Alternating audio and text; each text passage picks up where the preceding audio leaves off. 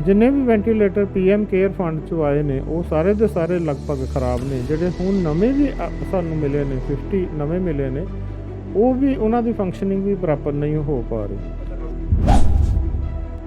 Oxygen ਦੀ ਕਮੀ ਕਰਕੇ ਕਈ ਵਾਰੀ ਜਿਸ ਤਰ੍ਹਾਂ ਹੁਣ ਪ੍ਰੈਸ਼ਰ ਪਿੱਛੋਂ ਘਟ ਗਿਆ ਤੇ ਵੈਂਟੀਲੇਟਰ ਜਿਹੜਾ ਹੈਗਾ ਉਹਨੂੰ ਪ੍ਰੈਸ਼ਰ ਚਾਹੀਦਾ ਹੁੰਦਾ ਹੈ, ਕੰਮ ਕਰਨੇ ਬੰਦ ਕਰ ਦਿੰਦੇ ਨੇ। ਫਿਰ ਉਸ ਦੌਰਾਨ ਅਸੀਂ ਜਿਹੜਾ ਹੈਗਾ ਪੇਸ਼ੈਂਟ ਨੂੰ ਜਿਹੜਾ ਹੈਗਾ ਦੂਸਰੇ ਸਾਧਨ ਜਿਹੜੇ ਹੈਗੇ ਨੇ ਬੇਨ ਸਰਕਟ ਉਹਦੇ ਪਰ ਲੈ ਲਈਦਾ। ਮੀਨਵਾਈਲ ਜਿਹੜਾ ਹੈਗਾ ਸਾਡਾ ਟਾਈਮ ਪਾਸ ਹੋ ਜਾਂਦਾ ਹੈ। 3 ਵਾਰੀ ਇਸ ਤਰ੍ਹਾਂ ਦਾ ਇਨਸੀਡੈਂਸ ਹੋਇਆ ਜਦੋਂ ਕਿ ਸਾਨੂੰ ਐਡਮਿਨਿਸਟ੍ਰੇਸ਼ਨ ਨੇ ਵੀ ਕਹਿ ਦਿੱਤਾ ਕਿ ਜੋ ਤੁਸੀਂ ਆਪਣੇ ਲੈਵਲ 'ਤੇ ਕਰ ਸਕਦੇ ਹੋ ਕਰ ਲਓ, ਕਿਉਂਕਿ ਆਕਸੀਜਨ ਦੀ ਬਹੁਤ ਸ਼ਾਰਟੇਜ ਆ ਰਹੀ ਹੈ। ਔਰ ਉਹ ਵੀ ਉਹ ਸਾਰੇ ਪਾਸੇ ਕਰਨ ਦੇ ਬਾਵਜੂਦ ਉਹਨਾਂ ਨੇ ਸਾਨੂੰ ਇਹ ਮੈਸੇਜ ਦੇ ਦਿੱਤਾ ਕਿ ਤੁਸੀਂ ਆਪਣੇ ਵਾਰਡ ਸੰਭਾਲੋ। ਸਾਡੀ ਡਿਮਾਂਡ ਇਹੀ ਹੈ ਕਿ ਵੀ ਇੱਕ ਪਰਮਾਨੈਂਟ ਇੰਜੀਨੀਅਰ ਜਿਹੜਾ ਹੈਗਾ ਹੋਣਾ ਚਾਹੀਦਾ। D4 न्यूज़ देख रहे तमाम दोस्तों को दीपक भंडारी का नमस्कार। आज हम पहुंचे हैं गुरु नानक देव अस्पताल की कोविड वार्ड में, जहां पर कोविड के मरीजों को भर्ती किया गया है। वेंटिलेटर जहां पर आवश्यकता होती है मरीजों को लगाया। आप ये देख सकते हैं, ये मेडिसिन ICU है कार्ड, और ये वेंटिलेटरों की आप लंबी कतार देख सकते हैं। ये वो वेंटिलेटर हैं जो PM केयर फंड के से यहाँ पर भेजे गए, लेकिन करीब 100 वेंटिलेटर जो है वो ख़राब पड़ा हुआ है, यानी कि धूल फाँक रहा है। मेडिकल प्रबंधन की ओर से बार बार दुहाई दी जा रही है कि ये जो सामान आया है वो ठीक नहीं है, उपकरण ख़राब हैं। ये उपकरण किसने खरीदे, कौन इसके लिए जिम्मेदार है, उस पर क्या कार्रवाई होगी, ये अभी भविष्य के गर्त में है। आपको बता दें कि वेंटिलेटर वो मशीन है जब मरीज़ के शरीर में ऑक्सीजन कम हो जाती है और उसका स्तर गिरता जाता है, तो कृत्रिम सांस देने के लिए ही मरीज़ को वेंटिलेटर पर डाला जाता है और उसकी जान बच जाती है। ऐसे में जब वेंटिलेटर ख़राब यहाँ पर भेज दिए गए, कौन जिम्मेदार है? ये कबाड़ यहाँ पर भेजा गया। यहीं नहीं, फरीदकोट के सरकारी मेडिकल कॉलेज में भी ये कबाड़ भेजा गया था, वहाँ पर भी काफ़ी जो है बवाल मचा था। अब हम बात करेंगे गुरु नानक देव अस्पताल के जो एनेस्थीसिया विभाग के मुखी हैं डॉक्टर JP अत्री, उनके साथ के आखिरकार उनका क्या कहना है, इन वेंटिलेटर जो ख़राब हैं इन्हें लेकर क्या क्या मुश्किलें आ रही हैं। हमारे साथ हैं एनेस्थीसिया विभाग के प्रोफेसर डॉक्टर JP अत्री। आपको बता दें ये गुरु नानक देव अस्पताल के मेडिकल सुपरिटेंडेंट भी रह चुके हैं। डॉक्टर नमस्कार। ਨਮਸਕਾਰ ਜੀ। ਨਮਸਕਾਰ। ਡਾਕਟਰ ਸਾਹਿਬ, ਟੋਟਲ ਜਦੋਂ ਕੋਵਿਡ ਸ਼ੁਰੂ ਹੋਇਆ ਸੀ ਤੇ ਉਦੋਂ ਸਾਡੇ ਕੋਲ ਕਿੰਨੇ ਵੈਂਟੀਲੇਟਰ ਸੀ ਤੇ ਅੱਜ ਦੀ ਜੇ ਸਟੇਟਸ ਸਾਡੇ ਕੋਲ ਕਿੰਨੇ ਵੈਂਟੀਲੇਟਰ ਹੈ? ਸਰ ਜਦੋਂ ਕੋਵਿਡ ਤੋਂ ਪਹਿਲਾਂ ਸਿਰਫ ਔਰ ਸਿਰਫ ICU 'ਚ ਵੈਂਟੀਲੇਟਰਾਂ ਦੀ ਜ਼ਰੂਰਤ ਹੁੰਦੀ ਸੀ, ਔਰ ਉਸ ਵਕਤ ਸਾਡੇ ਕੋਲ ਲਗਭਗ 20 ਦੇ ਕਰੀਬ ਵੈਂਟੀਲੇਟਰ ਸੀਗੇ। 20 ਤੋਂ ਲੈ ਕੇ 25 ਦੇ ਵਿੱਚ, ਕਿਉਂਕਿ ਕੁਛ ਕੇ gynae and chest and TB ਵਗੈਰਾ 'ਚ ਵੀ ਸੀਗੇ ਵੈਂਟੀਲੇਟਰ। ਉਸ ਤੋਂ ਬਾਅਦ ਡਾਕਟਰ ਸਾਹਿਬ ਫਿਰ ਤੁਸੀਂ ਡਿਮਾਂਡ ਭੇਜੀ? ਜਦੋਂ ਕੋਵਿਡ ਸ਼ੁਰੂ ਹੋਇਆ ਉਸ ਵਕਤ ਅਸੀਂ ਡਿਮਾਂਡ ਭੇਜਣੀ ਸ਼ੁਰੂ ਕੀਤੀ। ਉਸ ਵਕਤ ਬਹੁਤ ਇਨੀਸ਼ੀਅਲ ਸਟੇਜ ਦੇ ਵਿੱਚ ਸੀਗੇ। ਉਸ ਵਕਤ ਜਿੱਦਾਂ ਡਿਮਾਂਡ ਭੇਜਦੇ ਰਹੇ ਸਾਡੇ ਕੋਲ ਵੈਂਟੀਲੇਟਰ ਆਉਂਦੇ ਗਏ। ਹੁਣ ਸਿਰਫ ਔਰ ਸਿਰਫ ਕੋਵਿਡ ਵਾਸਤੇ 137 ਵੈਂਟੀਲੇਟਰ ਸਾਡੇ ਕੋਲ ਆ ਚੁੱਕੇ ਨੇ। ਮਤਲਬ 137 ਉਹ ਨੇ ਤੇ 20 ਜਿਹੜੇ ਦੂਸਰੇ ਉਹ ਲੱਗ ਗਏ। 137 ਉਹ ਜਿਹੜੇ 20 ਉਹ ਅਲੱਗ ਨੇ, ਜਿਹੜੇ ਨਾਨ ਕੋਵਿਡ ਵਾਸਤੇ ਆਪਾਂ ਯੂਜ਼ ਕਰਦੇ ਸੀ। ਜਿਹੜੇ 137 ਦੇ ਵਿੱਚੋਂ ਕਿੰਨੇ ਹਜੇ ਯੂਜ਼ ਹੋ ਪਾ ਰਹੇ ਹਨ? ਇਹ ਜਿਹੜੇ ਐਟ ਏ ਟਾਈਮ ਜਿਹੜੇ ਮੈਕਸਿਮਮ 50 ਤੋਂ 55 ਦੇ ਵਿੱਚ ਆਪਾਂ ਯੂਜ਼ ਕਰਦੇ ਪਏ ਹਾਂ। ਮੈਂ ਕਿਉਂਕਿ ਇੰਨੇ ਕੇ ਮਰੀਜ਼ ਆ ਜਿਨ੍ਹਾਂ ਨੂੰ L3 ਵਾਲਿਆਂ ਨੂੰ ਜਿਨ੍ਹਾਂ ਨੂੰ ਵੈਂਟੀਲੇਟਰ ਦੀ ਜ਼ਰੂਰਤ ਪੈ ਰਹੀ। ਤੇ ਡਾਕਟਰ ਸਾਹਿਬ ਕੁਝ ਵੈਂਟੀਲੇਟਰ ਐਸੇ ਵੀ हैं ਜਿਹੜੇ ਵੈਂਟੀਲੇਟਰ ਇੰਸਟਾਲ ਨਹੀਂ ਹੋ ਪਾਏ ਸੀ, ਦੇਖਿਆ ਵੀ ਸੀਗਾ ਵੀ ਕਿਉਂ ਇੰਸਟਾਲ ਨਹੀਂ ਹੋ ਪਾਏ ਉਹ? ਸਰ ਪਹਿਲਾਂ ਬੈਲ ਕੰਪਨੀ ਨੇ ਵੈਂਟੀਲੇਟਰ ਭੇਜੇ ਸੀਗੇ। ਉਹ ਬੈਲ ਕੰਪਨੀ ਦੇ 59 ਵੈਂਟੀਲੇਟਰ ਸਾਡੇ ਕੋਲ ਆਏ ਸੀਗੇ, ਉਹਦੇ ਵਿੱਚੋਂ ਕਾਫੀ ਸਾਰੇ ਇੰਸਟਾਲ ਨਹੀਂ ਹੋ ਪਾਏ। ਫਿਰ ਬਾਰ-ਬਾਰ ਉਹਨਾਂ ਨੂੰ ਮੇਲ ਕਰਨ 'ਤੇ ਫੋਨ ਕਰਨ 'ਤੇ ਉਹਨਾਂ ਨੇ ਇੰਸਟਾਲ ਕਰ ਦਿੱਤੇ, ਲੇਕਿਨ ਫਿਰ ਵੀ ਉਹਨਾਂ ਵਿੱਚੋਂ ਬਹੁਤ ਸਾਰੇ ਜਿਹੜੇ ਨੇ, ਜਿੰਨੇ ਵੀ ਟੋਟਲ 59 ਇੰਸਟਾਲ ਕੀਤੇ ਨੇ ਉਹਨਾਂ 'ਚੋਂ ਬਹੁਤ ਸਾਰੇ ਜਿਹੜੇ ਨੇ ਉਹਨਾਂ ਦਾ ਫੰਕਸ਼ਨ ਠੀਕ ਨਹੀਂ ਹੋ ਰਿਹਾ। ਅੱਜ ਦੀ ਡੇਟ ਦੇ ਵਿੱਚ 59 ਵਿੱਚੋਂ ਸਿਰਫ 12 ਜਿਹੜੇ ਨੇ ਉਹ ਠੀਕ ਕੰਮ ਕਰਦੇ ਪਏ ਨੇ। 47 ਜਿਹੜੇ ਵੈਂਟੀਲੇਟਰ ਨੇ ਉਹ ਖਰਾਬ ਨੇ, ਜਿਹਦੇ ਬਾਰੇ ਕੰਪਨੀ ਨੂੰ ਲਿਖਿਆ ਗਿਆ। ਡਾਕਟਰ ਸਾਹਿਬ ਇਹ ਆਏ ਮੈਡੀਕਲ ਕਾਲਜ ਨੂੰ ਆਏ ਹੀ ਪ੍ਰਧਾਨ ਮੰਤਰੀ ਸਵਾਸਥ ਯੋਜਨਾ ਸਕੀਮ ਦੇ ਤਹਿਤ ਆਏ ਸੀਗੇ? ਹਾਂ, ਜਿੰਨੇ ਵੀ ਵੈਂਟੀਲੇਟਰ PM ਕੇਅਰ ਫੰਡ 'ਚੋਂ ਆਏ ਨੇ ਉਹ ਸਾਰੇ ਦੇ ਸਾਰੇ ਲਗਭਗ ਖਰਾਬ ਨੇ। ਜਿਹੜੇ ਹੁਣ ਨਵੇਂ ਵੀ ਸਾਨੂੰ ਮਿਲੇ ਨੇ 50 ਨਵੇਂ ਮਿਲੇ ਨੇ ਉਹ ਵੀ ਉਹਨਾਂ ਦੀ ਫੰਕਸ਼ਨਿੰਗ ਵੀ ਪ੍ਰੋਪਰ ਨਹੀਂ ਹੋ ਪਾ ਰਹੀ। ਅੱਛਾ ਡਾਕਟਰ ਸਾਹਿਬ, ਤੁਸੀਂ ਦੱਸਿਆ ਵੀ ਟੋਟਲ 137 ਤੁਹਾਨੂੰ ਕੋਵਿਡ ਦੇ ਦੌਰਾਨ ਆਏ ਸੀਗੇ, ਉਹਨਾਂ 'ਚੋਂ ਕਿੰਨੇ ਵੈਂਟੀਲੇਟਰ ਐਸੇ ਨੇ ਜਿਹੜੇ ਖਰਾਬ ਨੇ ਜਾਂ ਜਿਹੜੇ ਠੀਕ ਵਰਕ ਨਹੀਂ ਕਰ ਰਹੇ? ਸਰ ਹੁਣ ਸਾਡੇ ਕੋਲ ਲਗਭਗ 40 ਵੈਂਟੀਲੇਟਰ ਨੇ ਜਿਨ੍ਹਾਂ ਦੀ ਫੰਕਸ਼ਨਿੰਗ ਠੀਕ ਹੈ। ਉਸ ਤੋਂ ਇਲਾਵਾ ਜਿਹੜੇ ਪਹਿਲਾਂ ਆਏ ਸੀ 59 ਉਹਨਾਂ 'ਚੋਂ 47 ਖਰਾਬ ਨੇ। ਉਸ ਤੋਂ ਬਾਅਦ 10 ਆਏ ਸੀ, 10 ਵਿੱਚੋਂ ਸਿਰਫ 2 ਚੱਲ ਰਹੇ ਨੇ, 8 ਖਰਾਬ ਨੇ। ਹੁਣ ਜਿਹੜੇ 50 ਨਵੇਂ ਆਏ ਨੇ 50 ਵਿੱਚੋਂ ਅੱਜ ਤੱਕ 30 ਇੰਸਟਾਲ ਕੀਤੇ ਨੇ। 30 ਵਿੱਚੋਂ ਜਿਹਨਾਂ ਦੀ ਫੰਕਸ਼ਨ ਠੀਕ ਆ ਉਹ 8 ਫੰਕਸ਼ਨ ਠੀਕ ਕਰ ਰਹੇ ਨੇ, 22 ਅਜੇ ਵੀ ਖਰਾਬ ਚੱਲਦੇ ਪਏ ਨੇ। ਸੋ ਟੋਟਲ ਜਿਹੜਾ ਸਾਡੇ ਕੋਲ ਫੰਕਸ਼ਨਿੰਗ ਜਿਹੜੇ ਹੈਗੇ ਨੇ ਉਹ 40 ਦੇ ਕਰੀਬ ਵੈਂਟੀਲੇਟਰ ਜਿਹੜੇ ਕੰਮ ਕਰ ਰਹੇ ਨੇ। ਮਤਲਬ 137 ਜਿਹੜੇ ਆਏ ਸੀਗੇ ਉਹਨਾਂ ਚੋਂ 40 ਤੁਹਾਡੇ ਕੋਲ ਕੰਮ ਕਰ ਰਹੇ, ਯਾਨੀ ਕਿ 97 ਜਿਹੜੇ ਆ ਇਹ ਆਲਮੋਸਟ ਖਰਾਬ ਪਏ ਹੋਏ ਆ। ਹਾਂ, ਅਜੇ ਮੈਂ ਕਿਹਾ ਦੱਸਿਆ ਕਿ 20 ਇੰਸਟਾਲ ਨਹੀਂ ਕੀਤੇ, ਉਹਨਾਂ ਦੇ ਫੰਕਸ਼ਨ ਦੇ ਬਾਰੇ ਕਮੈਂਟ ਨਹੀਂ ਕਰ ਸਕਦੇ। 117 ਵਿੱਚੋਂ ਜਿਹੜੇ ਹੈਗੇ ਨੇ ਉਹ ਸਿਰਫ 40 ਦੇ ਕਰੀਬ ਜਿਹੜੇ ਠੀਕ ਕੰਮ ਕਰਦੇ ਪਏ। ਡਾਕਟਰ ਸਾਹਿਬ ਦੇਖੋ, ਇੱਕ ਵੈਂਟੀਲੇਟਰ ਦੀ ਕਾਸਟ ਕਿੰਨੀ ਕੀ ਹੁੰਦੀ ਹੈ? ਡਿਪੈਂਡ ਕਰਦਾ, ਵੱਖਰੇ ਵੱਖਰੇ ਇਹਨਾਂ ਦੀ ਕਾਸਟ ਹੈ। ਕਈ ਜਿਹੜੇ PM ਕੇਅਰ ਦੇ ਨੇ ਇਹ ਉਹਨਾਂ ਦੀ ਕਾਸਟ ਸ਼ੋ ਨਹੀਂ ਕੀਤੀ, ਲੇਕਿਨ ਕਹਿ ਰਹੇ ਨੇ ਕੋਈ 3.5-4 ਲੱਖ ਦੇ ਕਰੀਬ ਹੈ। ਲੇਕਿਨ ਅੱਛੇ ਜੋ ਵੈਂਟੀਲੇਟਰ ਨੇ ਉਹ 15 ਤੋਂ 20 ਲੱਖ ਪਰ ਵੈਂਟੀਲੇਟਰ ਹੁੰਦਾ। ਡਾਕਟਰ ਸਾਹਿਬ ਫਿਰ ਕਿਆ ਅਸੀਂ ਗੱਲ ਕਰੀਏ ਵੀ ਸੈਂਟਰ ਗਵਰਨਮੈਂਟ ਵੱਲੋਂ ਜਿਹੜਾ ਮੈਡੀਕਲ ਕਾਲਜ ਦੇ ਵਿੱਚ ਇਸ ਕੋਵਿਡ ਦੀ ਮਹਾਮਾਰੀ ਦੇ ਦੌਰਾਨ ਬੈਟਰ ਕੁਆਲਿਟੀ ਦੀ ਚੀਜ਼ ਭੇਜਣੀ ਚਾਹੀਦੀ ਸੀ, ਇਹ ਕਬਾੜ ਭੇਜਤਾ ਇੱਥੇ? ਨਹੀਂ, ਇਸ ਗੱਲ ਦਾ ਕਿਸੇ ਨੂੰ ਵੀ ਨਹੀਂ ਸੀ ਪਤਾ ਕਿ ਕੋਵਿਡ ਇੰਨਾ ਜ਼ਿਆਦਾ ਫੈਲੇਗਾ ਔਰ ਇੰਨੇ ਜ਼ਿਆਦਾ ਵੈਂਟੀਲੇਟਰ ਦੀ ਜ਼ਰੂਰਤ ਪਏਗੀ, ਕਿਉਂਕਿ ਸਾਰੇ ਵਰਲਡ ਦੇ ਵਿੱਚ ਫੈਲ ਗਿਆ। ਇਸ ਕਰਕੇ ਬਾਕੀ ਕੰਟਰੀਆਂ 'ਚੋਂ ਵੀ ਵੈਂਟੀਲੇਟਰ ਆਉਣੇ ਬੰਦ ਹੋ ਗਏ। ਇੰਡੀਅਨ ਗਵਰਨਮੈਂਟ ਦੀ ਇਹ ਸੋਚ ਸੀਗੀ ਕਿ ਅਸੀਂ ਆਪਣੇ ਮੇਕ ਕਰਕੇ ਅਸੀਂ ਫਟਾਫਟ ਜਿਹੜੇ ਨੇ ਡਿਲੀਵਰ ਕਰੀਏ, ਔਰ ਉਹ ਜਲਦੀ ਬਣਾਏ ਨੇ। ਉਹਨਾਂ ਦੀ ਫੰਕਸ਼ਨ ਤਾਂ ਥੋੜ੍ਹੇ ਸਮੇਂ ਬਾਅਦ ਹੀ ਪਤਾ ਲੱਗਦੀ ਹੈ ਔਰ ਥੋੜ੍ਹੇ ਕਾਫੀ ਖਰਾਬ ਚੱਲਦੇ ਪਏ ਨੇ। ਡਾਕਟਰ ਸਾਹਿਬ ਫਿਰ ਤੁਸੀਂ ਇਹ ਵੈਂਟੀਲੇਟਰ ਵਾਪਸ ਭਿਜਵਾਓਗੇ ਜਾਂ ਇੱਥੇ ਠੀਕ ਕਰਕੇ ਜਾਏਗੀ ਕੰਪਨੀ? ਕਿਹਦਾ ਕੀ ਪ੍ਰੋਸੀਜਰ ਹੈ ਸਾਰਾ?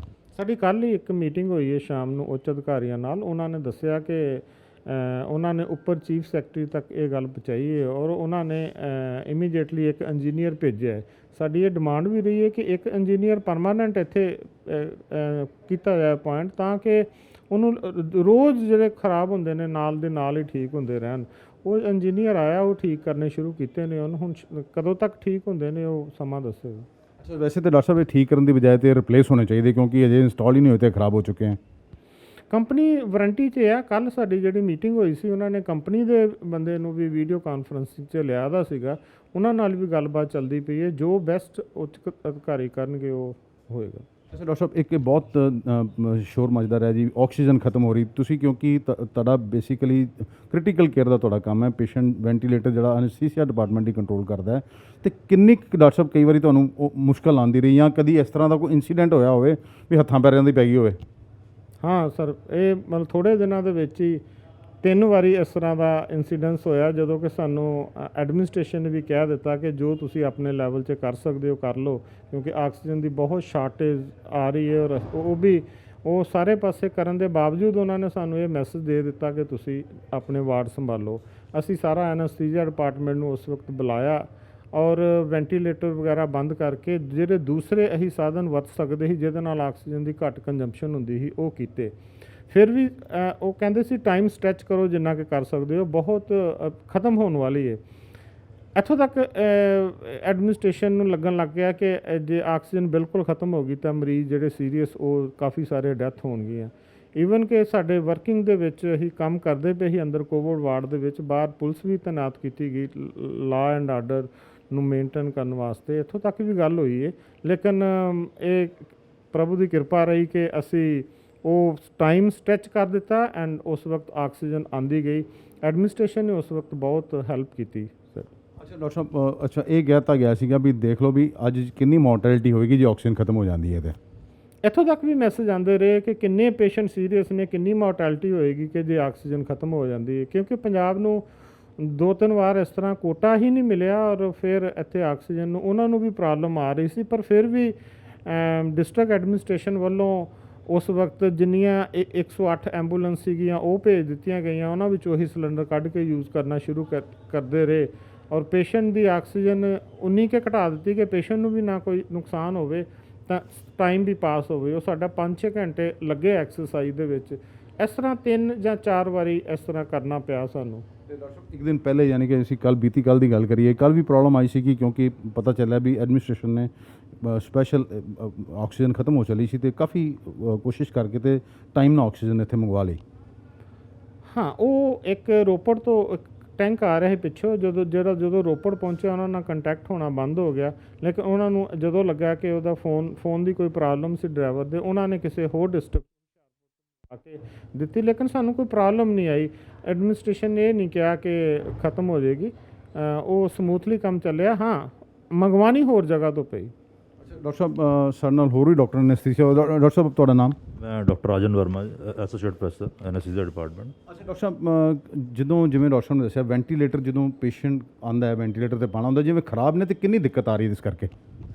ਦਿੱਕਤ ਇਸ ਤਰ੍ਹਾਂ ਹੁੰਦਾ ਹੈ ਕਿ ਵੀ ਵੈਂਟੀਲੇਟਰਸ ਜਿਹੜੇ ਹੈਗੇ ਨੇ ਖਰਾਬ ਵੀ ਨੇ, ਔਰ ਸਾਡੇ ਜਿਹੜੇ ਟੈਕਨੀਸ਼ੀਅਨਸ ਜਿਹੜੇ ਹੈਗੇ ਨੇ ਅਸੀਂ ਉਹਨਾਂ ਨੂੰ ਕੁਝ ਦੱਸਿਆ ਹੋਇਆ ਕਿ ਵੀ ਤੁਸੀਂ ਇਹਦੀ ਜਿਹੜੀ ਕੈਲੀਬ੍ਰੇਸ਼ਨ ਵਗੈਰਾ ਕਰੋ, ਤੇ ਵਿੱਚੋਂ ਅਸੀਂ ਵਿੱਚੋਂ ਕੈਲੀਬ੍ਰੇਸ਼ਨ ਕਰਕੇ ਉਹਨੂੰ ਠੀਕ ਕਰ ਵੀ ਲੈਂਦੇ ਆ। ਪਰ ਇਹ ਜਿਹੜੇ ਵੈਂਟੀਲੇਟਰਸ ਜਿਹੜੇ ਪ੍ਰਾਈਮ ਮਿਨਿਸਟਰ ਕੇਅਰ ਵਾਲੇ ਆਏ ਨੇ, ਉਸ ਤੋਂ ਬਾਅਦ ਮਤਲਬ ਕਿ ਇਹਨਾਂ ਦੇ ਕੋਈ ਨਾ ਕੋਈ ਸਨੈਪ ਇਹਨਾਂ ਦੇ ਵਿੱਚ ਆ ਜਾਂਦਾ, ਕੋਈ ਨਾ ਕੋਈ ਫਾਲਟ ਆ ਜਾਂਦਾ ਹੈ। ਤੇ ਡਾਕਟਰ ਸਾਹਿਬ ਕਦੀ ਇਸ ਤਰ੍ਹਾਂ ਦੀ ਸਥਿਤੀ ਆਈ ਵੀ ਤੁਸੀਂ ਪੇਸ਼ੈਂਟ ਵੈਂਟੀਲੇਟਰ ਤੇ ਪਿਆ ਹੋਵੇ ਤੇ ਇਹਦੇ ਤੇ ਪ੍ਰੋਬਲਮ ਆ ਗਈ ਹੋਵੇ? ਵੈਂਟੀਲੇਟਰ ਤੇ ਆਮ ਤੌਰ ਤੇ ਪ੍ਰੋਬਲਮ ਆ ਜਾਂਦੀ, ਪਰ ਸਾਡੇ ਕੋਲ ਜਿਸ ਤਰ੍ਹਾਂ ਡਾਕਟਰ ਸਾਹਿਬ ਨੇ ਦੱਸਿਆ, ਡਾਕਟਰ ਤਰੀਨ ਨੇ, ਕਿ ਸਾਡੇ ਕੋਲ ਹੋਰ ਵੀ ਸਾਧਨ ਹੁੰਦੇ ਨੇ, ਆਪਣੇ ਤਰੀਕੇ ਹੁੰਦੇ ਨੇ। ਅਸੀਂ ਬੇਨ ਸਰਕਟ ਵਗੈਰਾ ਤੇ ਲੈ ਲੈਂਦੇ ਹਾਂ ਤੇ ਪੇਸ਼ੈਂਟ ਨੂੰ ਹਰ ਤਰ੍ਹਾਂ ਬਚਾਉਣ ਦੀ ਕੋਸ਼ਿਸ਼ ਕਰਦੇ ਹਾਂ। ਉਹ ਮਤਲਬ ਕਿ ਇਸ ਤਰ੍ਹਾਂ ਦਾ ਕੋਈ ਇੰਸੀਡੈਂਸ ਨਹੀਂ ਹੋਇਆ ਕਿ ਵੀ ਪੇਸ਼ੈਂਟ ਨੂੰ ਜਿਹੜਾ ਵੈਂਟੀਲੇਟਰ ਤੇ ਹੋਵੇ ਤੇ ਉਹ ਵੈਂਟੀਲੇਟਰ ਕਰਕੇ ਉਹਦੀ ਕੋਈ ਡੈਥ ਹੋਈ ਹੋਵੇ। ਤੇ ਡਾਕਟਰ ਸਾਹਿਬ ਆਕਸੀਜਨ ਦੀ ਕਮੀ ਕਰਕੇ ਕਈ ਵਾਰੀ ਕਿਸ ਤਰ੍ਹਾਂ ਦੀਆਂ ਪਰੇਸ਼ਾਨੀਆਂ ਤੁਹਾਨੂੰ ਸਾਹਮਣਾ ਕਰਨਾ ਪੈਂਦੀਆਂ? ਆਕਸੀਜਨ ਦੀ ਕਮੀ ਕਰਕੇ ਕਈ ਵਾਰੀ ਜਿਸ ਤਰ੍ਹਾਂ ਹੁਣ ਪ੍ਰੈਸ਼ਰ ਪਿੱਛੋਂ ਘਟ ਗਿਆ ਤੇ ਵੈਂਟੀਲੇਟਰ ਜਿਹੜਾ ਹੈਗਾ ਉਹਨੂੰ ਪ੍ਰੈਸ਼ਰ ਚਾਹੀਦਾ ਹੁੰਦਾ ਹੈ, ਕੰਮ ਕਰਨੇ ਬੰਦ ਕਰ ਦਿੰਦੇ ਨੇ। ਫਿਰ ਉਸ ਦੌਰਾਨ ਅਸੀਂ ਜਿਹੜਾ ਹੈਗਾ ਪੇਸ਼ੈਂਟ ਨੂੰ ਜਿਹੜਾ ਹੈਗਾ ਦੂਸਰੇ ਸਾਧਨ ਜਿਹੜੇ ਹੈਗੇ ਨੇ ਬੇਨ ਸਰਕਟ ਉਹਦੇ ਪਰ ਲੈ ਲਈਦਾ।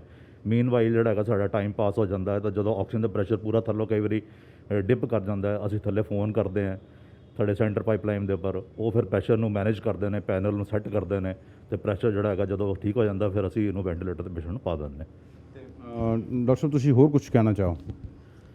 ਇਹ ਦੇਖੋ ਇਸ ਲਈ ਸਿਚੁਏਸ਼ਨ ਤਾਂ ਜਿਹੜੀ ਬੜੀ ਕ੍ਰਿਟੀਕਲ ਹੈ, ਕਿਉਂਕਿ ਪੇਸ਼ੈਂਟ ਬਹੁਤ ਜ਼ਿਆਦਾ ਆ ਰਹੇ ਨੇ, ਕੇਸਿਸ ਬਹੁਤ ਜ਼ਿਆਦਾ ਆ ਰਹੇ ਨੇ ਤੇ ਇਹਦੇ ਵਿੱਚ ਐਡਮਿਨਿਸਟ੍ਰੇਸ਼ਨ ਔਰ ਪੰਜਾਬ ਗਵਰਨਮੈਂਟ ਪੂਰੀ ਸਾਡੀ ਹੈਲਪ ਕਰ ਰਹੀ ਹੈ।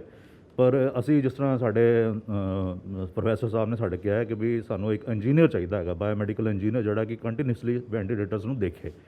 ਸਾਡੀ ਡਿਮਾਂਡ ਇਹੀ ਹੈ ਕਿ ਵੀ एक परमानेंट इंजीनियर जोड़ा है होना चाहिए।